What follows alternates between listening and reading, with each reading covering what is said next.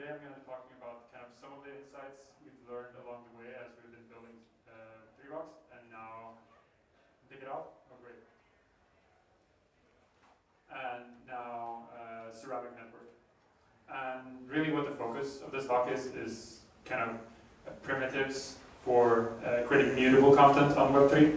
And I'll go into kind of what that means. So what I'm going to be talking about today is Cryptodata. And Cryptodata might not be like super well defined yet, but I think it's actually a concept that's going to be really important for the Web3 movement. And so there's some simple examples of what Cryptodata could be, some kind of early examples. So like file an IPFS, you put the data in there, you get a hash, and you can like, when you retrieve the data, based on the hash, you can verify that you get the correct data.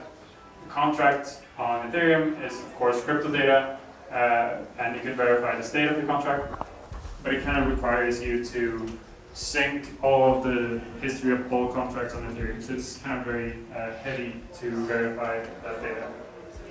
A JWT is just like a JSON object that contains a signature, and that's also like cryptographically verifiable. So all of these are kind of simple examples of Cryptodata, but really what I desire, and I think what we also desire, is types of Cryptodata that can be objects, they can be mutable, have a permanent identifier, and change over time. And so we want these to kind of also be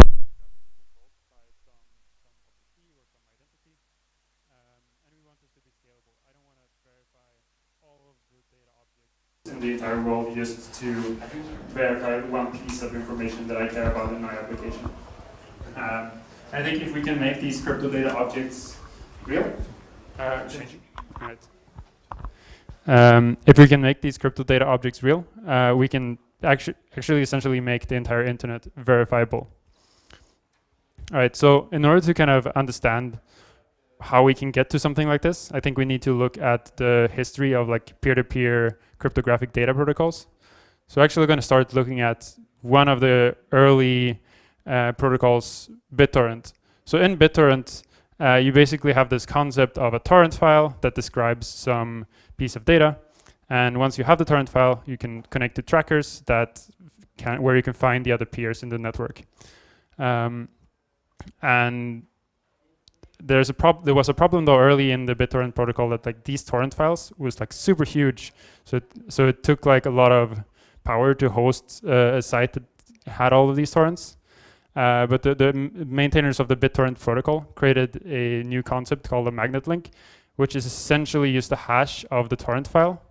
And so you get this kind of cryptographic identifier, which you can use in the peer-to-peer network to look up other peers that know about the torrent file, get the torrent file. Once you have the torrent file, you connect to the trackers, gives you the data about which peers have information about the file you're getting. So you're essentially going from a hash to a piece of data or a file, which is very similar to how IPFS works as well.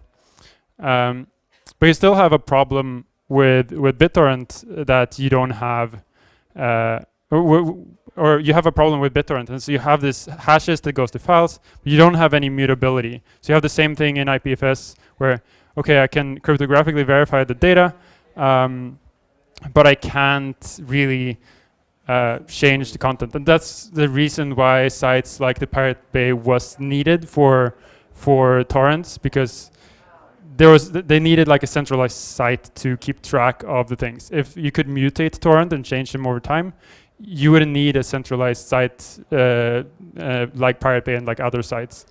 But interestingly about Bittorrent, this actually works really well. It scales well, like purely from like a technical perspective. And you can actually like stream content similarly to what you could at Netflix. So like the technology works kind of well for static files. But we need mutability. So there was actually an innovation that I think most of you are very familiar with that came after Bittorrent, and that's Bitcoin and Ethereum. So essentially this concept of a blockchain where you have blocks that links back in any kind of linked list fashion. And so in Bitcoin, the state that's maintained is all of the unspent transactions. So if you're building an application, there's not really like super much interesting stuff you can do with that. But Ethereum introduced the concept of a state tree, so we can actually keep track of like various types of states of different smart contracts. And now we have this this way of having a mutable state over time. But the problem still is, if I want to know the state of my contract in my application, I need to also verify the state of all other contracts in the blockchain. So kind of have this limitation. So now, like, once we have this examples of like Bittorrent and blockchain, where do we go next? So I think in order to understand that, we need to look a little bit deeper at kind of the data structures of blockchains and generally other protocols as well. And that's Merkelized data. So the canonical kind of example you'll find of this is a Merkle tree, right? And you have blocks of data, you take hashes of them recursively until you get to a root. And as that, you can represent like a transaction, a bunch of transactions, or represent the file system, or stuff like that. But what if you want to mutate the data? Then you need to essentially like update this Merkelized DAG. And so the example to the left here is essentially what happens in Git, where you have a tree of the file system, and then you make a patch. So like you go from XS to YS, and then you add this node E, and then you have to basically mutate part of the tree, but you can still point back to the old part of the tree. So you cannot get this nice way of mutability without kind of losing track of history. And IPLD is essentially the data layer of IPFS. And so IPLD allows you to represent any type of Merkle data structure. So you can represent, of course, like IPFS file system, but also Git, and you can even represent Bitcoin blockchain and the Ethereum blockchain inside of IPLD. All right, so once we have this primitive of like Merkelized data, we still have the problem of like, okay, how do I keep track of like what's the latest update, what's the latest tip of this data structure? And of course, there are a bunch of different approaches to this problem. And I'll kind of categorize them in two different parts. One, and this is kind of like a generalization. I won't go into like details on these things, but I think these two categories are kind of nice to describe the two approaches. So one is the public key based one. So you basically have a mutable pointer that is a public key, and then where the pointer points to, you use the private key and basically sign a message that contains the latest hash of the root of the thing you're pointing to, and then you kind of also include a nonce, so you can see like what's the most recent update. And so IPNS works this way. You can point to like any type of data inside of IPFS. Similarly, DATS and or / hypercore and secure scuttlebutt also works on this kind of one public key approach. There's also a more kind of sophisticated approach, which is using some kind of state machine to govern the state transitions that your Merkelized data structures go through. And so some examples of this are textile, query, fission, or BTB. And essentially you have this append-only data structure that's signed by some key. And over time, so some type of transitions are valid, some are not. And from that, you kind of reduce the state. But in both of these approaches, there's a problem. And it turns out this problem is really important to if you're building like an identity system. And it's also important to like, if you want to care about optics. So if you want to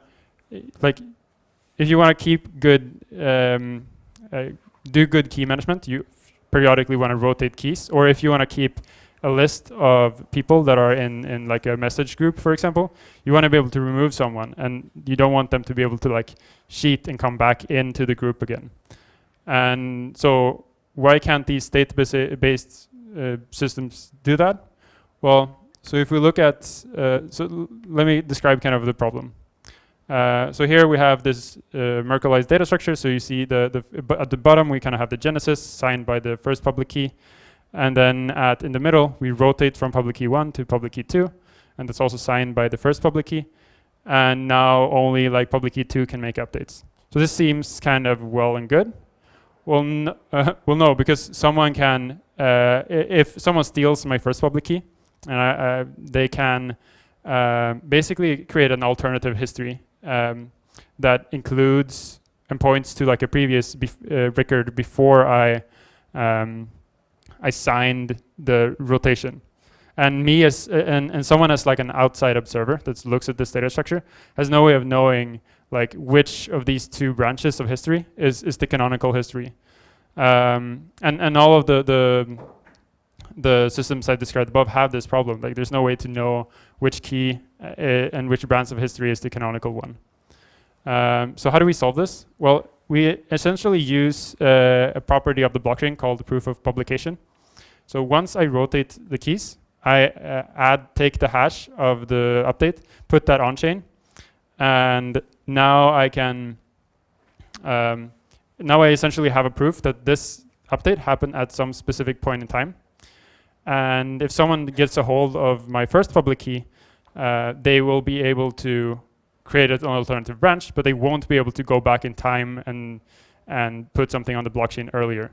So now I can actually know as an outside observer which branch of history is the canonical branch of history.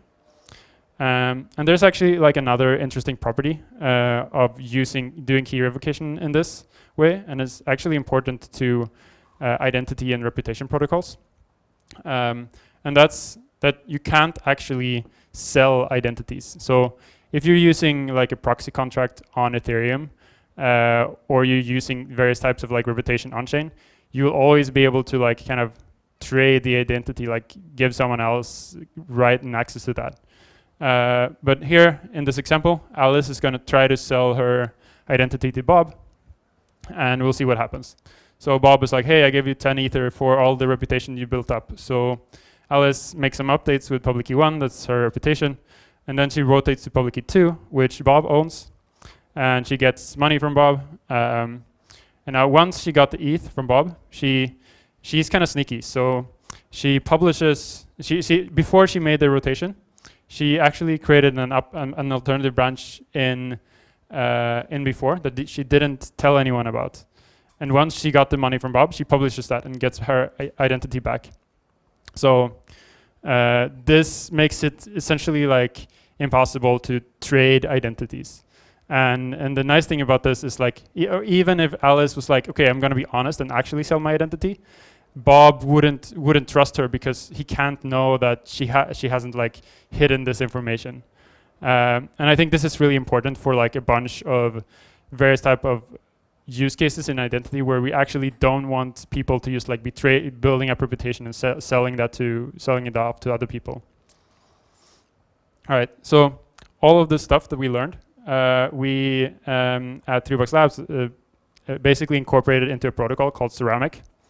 And so Ceramic basically takes this proof of publication system and this Merkelized data structure and puts it into something we call Ceramic streams. And a stream is essentially just a Cryptodata object that's mutable and that's scalable because you don't need to verify the history of all other data objects. So you get like this auditable commit log of commits are either signed or anchored into a blockchain. And when you sync a stream, you basically verify all of the events that happen and you can process the latest state. And the access control is of course like cryptographically controlled. And we're using DIDs, which is short for Decentralized Identifiers. And this is like a W3C standard that's actually getting some adoption in various kind of crypto ecosystems. So the DID standard is nice because we can have identifiers that are described on Ethereum or Polkadot or like any type of like blockchain, and they can still be kind of interoperable. So with these streams, we get mutable identifiers, stream IDs, that you can use and look up the latest state of an object. And you can do this essentially because you only need to verify the history of one particular stream and not like the entire network of data. And so since we saw before that there was like a bunch of protocols that took different approaches to mutable data, we figured that we needed like an abstraction layer to deal with like different approaches to like how you build these crypto data objects. And that's what we call stream types. So it basically allows you to put custom state transition logic and also like custom conflict resolution logic in case there's like a conflict in the log. So for example, you might want to have a log that is allowed to branch and merge under some constraints. And just before I kind of jump into what we can build with this type of primitive, I want to talk about like just some future improvements for the ceramic protocol. So right now, you need to run a ceramic node in order to trustlessly verify these crypto data objects are correct. And obviously that might be easy for some people, but for most users, it's kind of very difficult to run an always online node. So we want to add a crypto economic incentive protocol that allows you to basically pay a set of validators to keep track of the state for you of your streams. The other very important thing is privacy.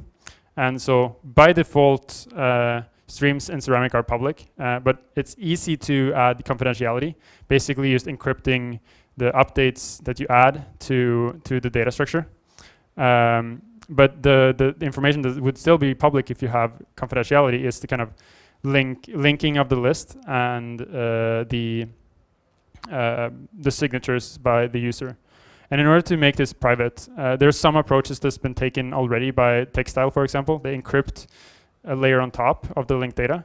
But this essentially requires you to trust some third party that is allowed to decrypt that metadata information and keep track of the state. So we're not super happy with that because it's not, you know, fully trustless. So we're looking into like various ways of like, maybe you can have a group of streams and then create a zero knowledge proof that this update was part of this group of streams, but without revealing exactly which stream is being updated. But that's still something we're kind of researching and looking into. All right, so I think what can we enable once we have this kind of tiny primitive for like crypto data objects, what can we achieve and what can we build with this? And I kind of like to phrase this as the sovereign web. Basically, a piece of the internet where we have, as users, full control over the data that we create, and that data can like flow between different applications and between, like it's not locked into like any jurisdiction or application. And we can also see how we relate to other people and how we've interacted with other people. So there's basically three aspects that I want to highlight. Identity is built in. So in the internet today, you kind of, any data that you kind of have, you have some data source that gives it, and like Facebook, and like you can't really trust that the data that comes from their server is actually the post that your friend made is actually like a post that he made. It's just like you trust Facebook that that's the case. But in the case of like building on like this crypto data primitives, we can verifiably know because the identity is built into the system.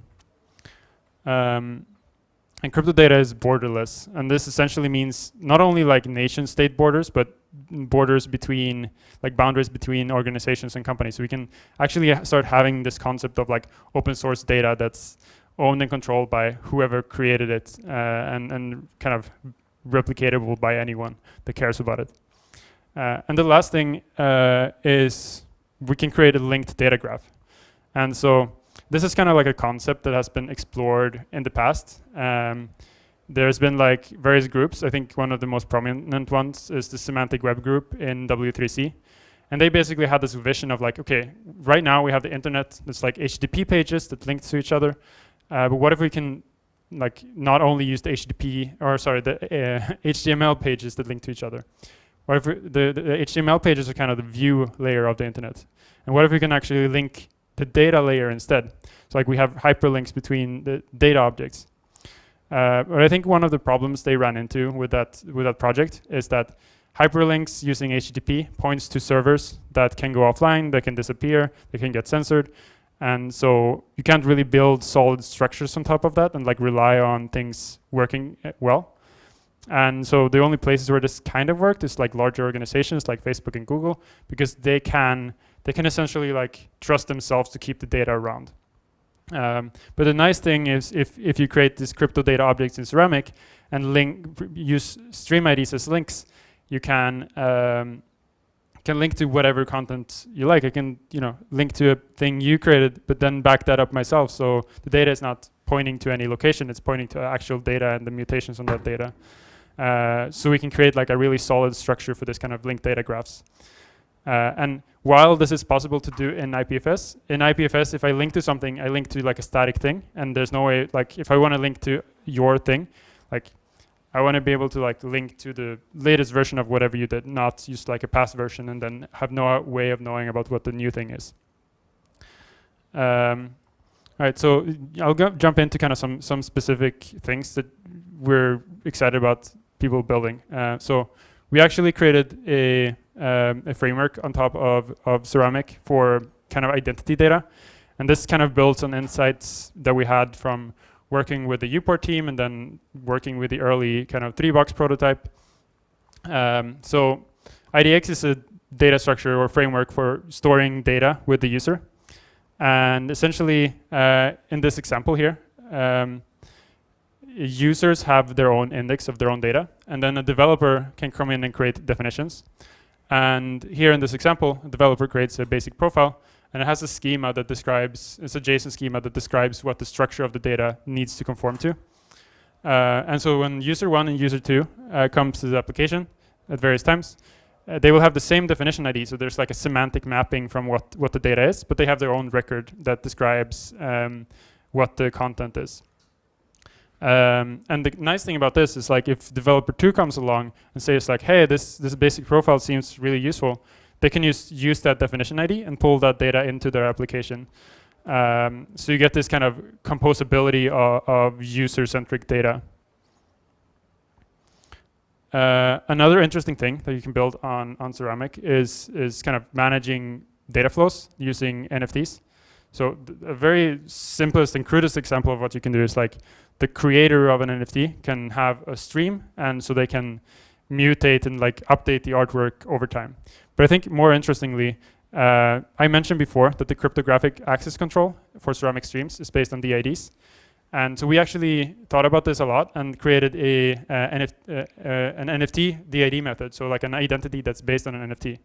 And that basically works by the current owner of the NFT is the one that's allowed to sign and decrypt things on behalf of that identity. So you can imagine something like CryptoPunks. You have a forum where you can sign in with your CryptoPunk and basically author things on behalf of your punk, and even like send encrypted messages to other CryptoPunks.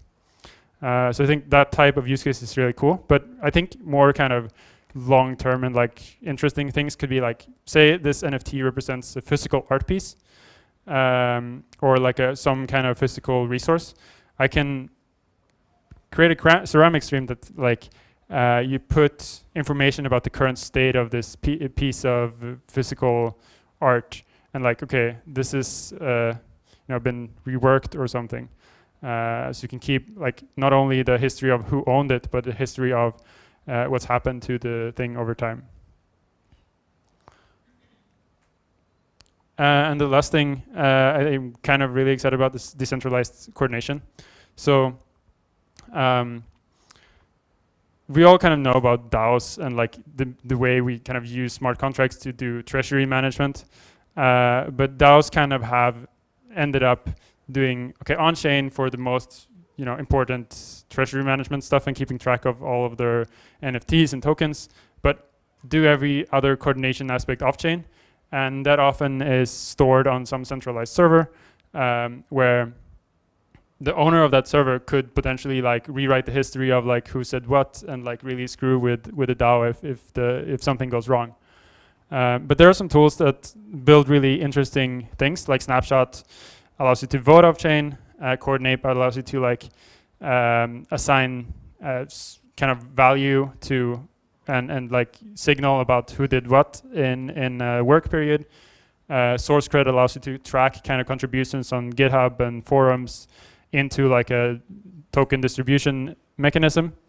But all of these kind of have this problem of things being manipulatable when they're off-chain.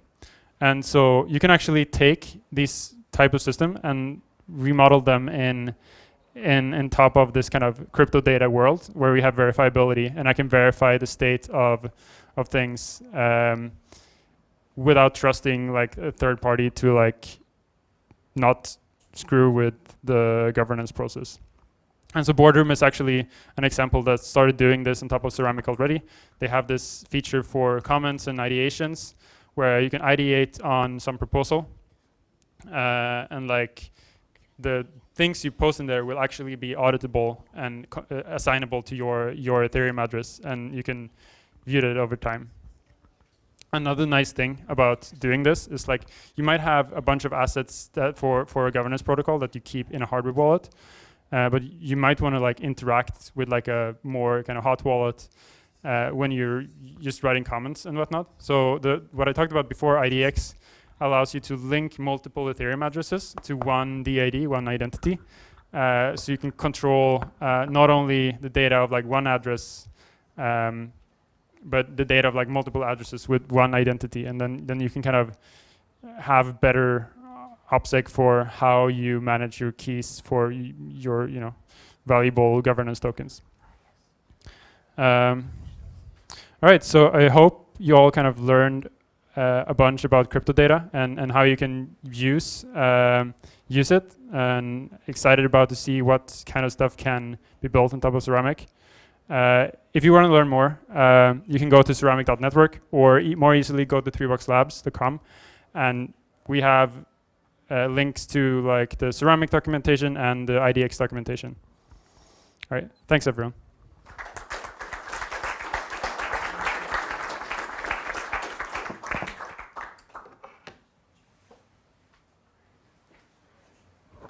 I think we might have some time for questions. Yeah.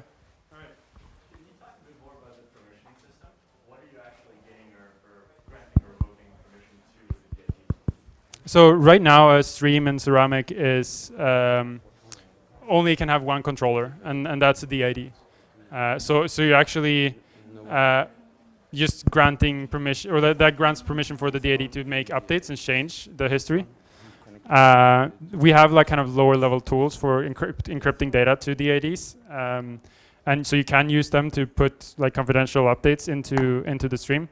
But we want to add like a layer to make that much easier to deal with this kind of more privacy preserving encryption stuff. And so access to the underlying data as opposed to the stream updates, how is that managed? How are the permissions to the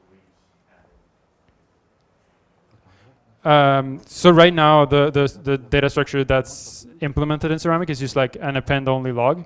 And so it's just like a bunch of these commits that are signed, and each commit contains a JSON patch. And then we reduce that to a JSON object. In the future, we want to use something more sophisticated like HAMT, hash array map trees, that allows you to have like very large, scalable kind of key value stores. Yeah. How fast is it to access the data? So it kind of depends. So right now in Ceramic, like the longer the stream is, the longer it takes, of course, to verify everything.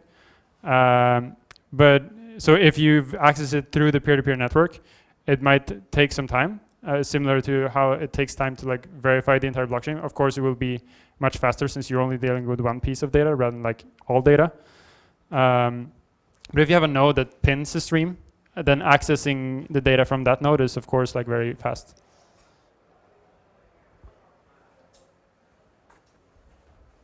Yeah.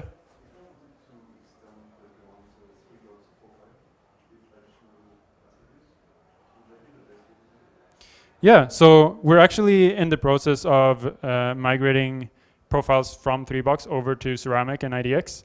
And so creating a new definition in IDX and adding the new properties that you want to have is the best way to extend the profile.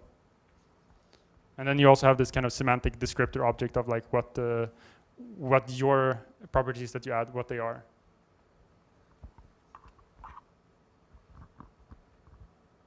Any last questions?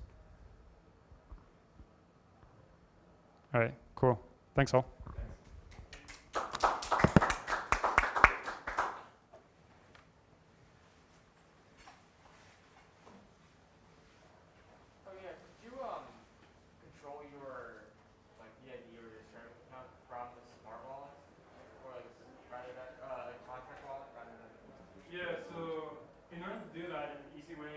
You need to kind of create a specific DAD method for that wallet. We're actually working with